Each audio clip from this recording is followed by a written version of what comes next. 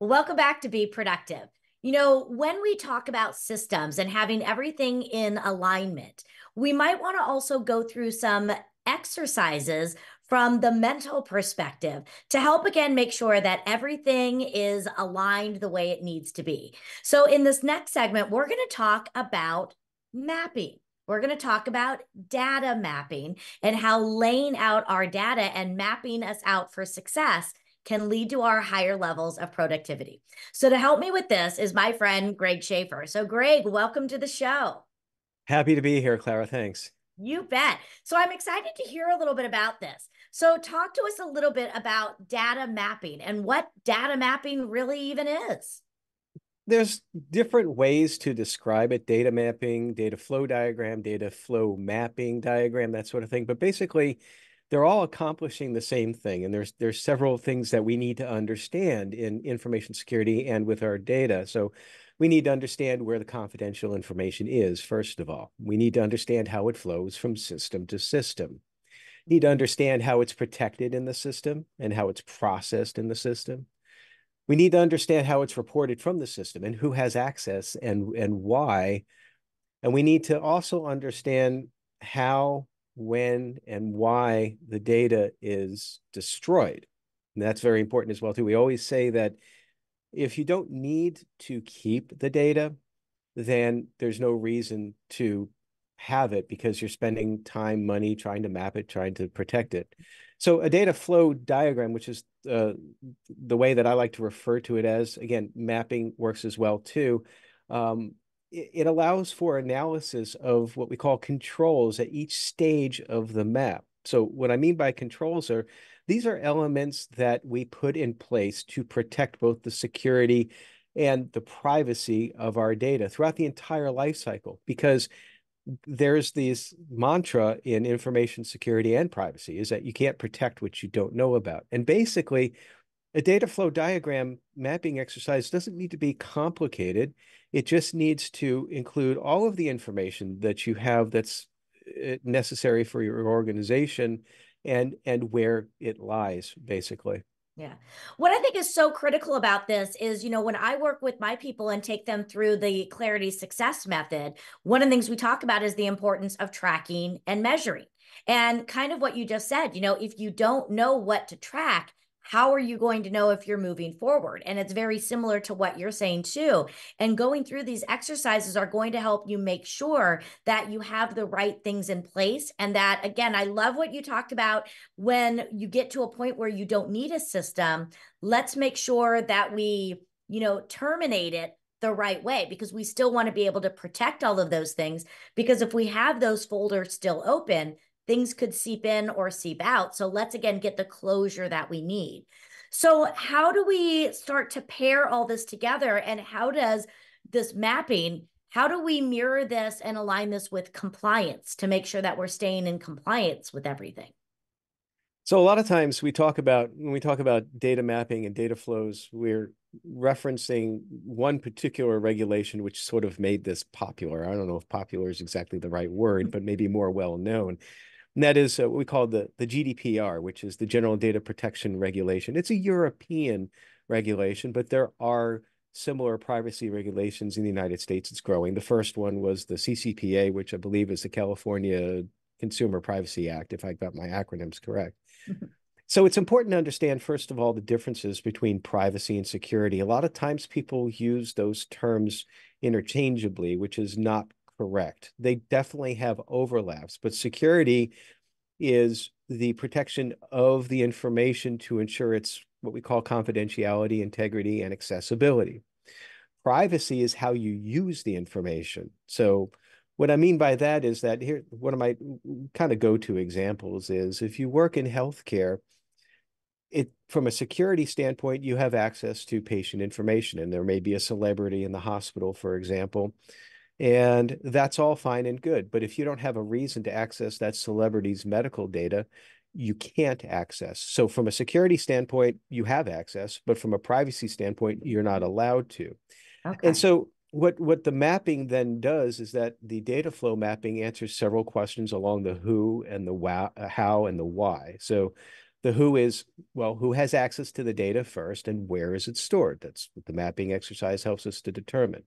Who needs to have access to that data and who is sending the data and where are they sending it to? And then the how are they sending and how are they storing the data? That's the protection aspect. And the why. And probably the why is the most important here. That's the why are you keeping this data? Well, what are the uses for the data? We get back to what we just mentioned a few minutes ago that if you don't have a need to keep data, then you don't want to keep it. There's no business reason. You're taking on risk without reward. Now, Mm-hmm. finally, there's also within these data privacy regulations something that is commonly referred to as the right to be forgotten. And what that refers to is that if you have my personally identifiable my personal data rather in your system and you don't need it anymore, I can request from you that you remove that data. Mm-hmm. So how do you remove that data if you don't know where it is? And that's where the mapping comes into play.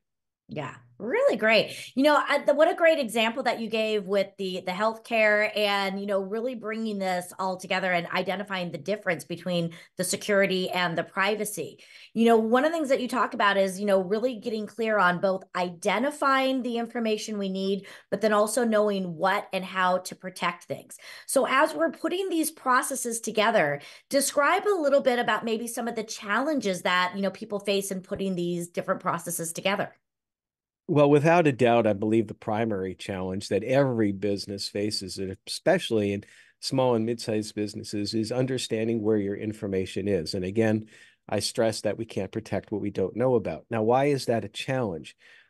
A lot of times small and mid-sized businesses, they're very flexible, and sometimes departments will go and engage with service providers to do some sort of business need. It's just easier. Like for what common example is, I need to share a file with someone, so I'm going to get a subscription for my department to Dropbox. Well, if the central organization doesn't know about it, then how can they include that in the data mapping to begin with? You could have very sensitive information being passed through a Dropbox or other shared medium that you don't know about. And your data mapping exercise then becomes, I won't say useless, but certainly not complete. And a not complete data mapping exercise results in gaps. And we all know that gaps then can result in bad things, particularly if those gaps lead to risks that are then exploited. So everything begins with an asset inventory. We want to make sure that we're inventorying all of our assets. And this isn't just the systems involved. The more important part is information is an asset. A lot of people don't think of information as an asset, but for your business, it's probably Mm-hmm. one of the, if not the most important asset that you have. So again, the mapping exercise will help identify it. So it's sort of a chicken and egg thing. You want to identify what information do we have? Well, we know that we take credit cards, for example, so we have cardholder data. Okay, that's great. Now we need to figure out where the cardholder data is. Now, all of this involves understanding the company's business processes. And as a virtual CISO, that's one of the things I emphasize that when we start the data mapping exercise, I don't start by going into the technical aspects of it first. I don't even ask about what information do you have. I ask, what does your business do? And Mm-hmm. then from there, I'll ask, well, how do you do it? Okay, well, you have a service that provides this. What kind of information are we talking about? What happens to that information? Where does it go? Because again, the other aspect where I was talking about the Dropbox example, we have a name for that in information security and information technology. We call that shadow IT. And that's information technology that's not managed centrally by the organization. It can lead to significant problems. And so if you have an information security officer or a vCISO that says that you shouldn't use like a Dropbox solution like that, and I don't mean to be railing on Dropbox, that's just the example that came to my mind. They're a great organization. But it's not that we're trying to get you not to do something that you need to do for your business. We're always trying to get you to do something for your business in the least riskiest way. Yeah. And one of the things I appreciate so much about what you do, Greg, is you hear this term cybersecurity. And even that term can instill fear and uncertainty. And because you are an expert and because you've been doing this for so long, you make it simple. You make it less, adverse, and you really start to make people feel more comfortable with it so they can build the right systems. So tell us a little bit about, your company, how long you've been doing this, and where people can find you. So VCISO Services, that stands for Virtual Chief Information Security Officer Services, has been in existence since 2017 is when I founded the company. And my mission was very simple. I wanted to help small and mid-sized businesses with their information security needs because they need to have access to the same type of experience that the big businesses have, the chief information security officers, but they don't have the resources to pay nor need to pay for a full-time salary. And we've been in business since 2017. We are located just south of Nashville in Franklin, Tennessee, but we have clients throughout the United States and beyond. And probably the best way to reach us is on our website at www.vcisoservices.com. There's a button up top that says schedule an appointment or something along those lines. If you click in that button, you'll get on my calendar instantly and we'll have a 15-minute talk. Beautiful. Well, great. Thank you so much for your time today. And for all of you that are out there watching and following, don't be afraid.